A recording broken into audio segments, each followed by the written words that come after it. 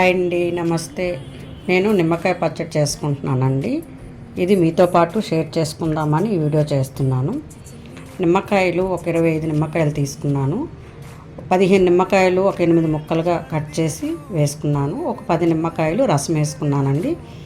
ఉప్పు, కొద్దిగా పసుపు వేసి కలిపి ఇది 10 డేస్ అయిందండి. ఈ రోజుకి నేను ఇలా 10 డేస్ దీన్ని ఇలా ఊరబెట్టుకున్నాను.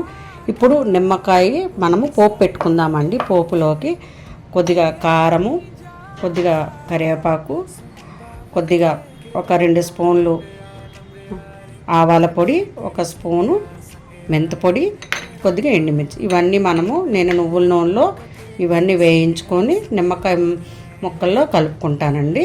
మనము ఫ్రిడ్జ్లో స్టోర్ చేసుకుంటే 6 months వరకు ఉంటుందండి.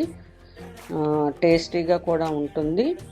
ఈ వీడియో మీకు నచ్చితే లైక్ చేయండి, షేర్ చేయండి. Thank you.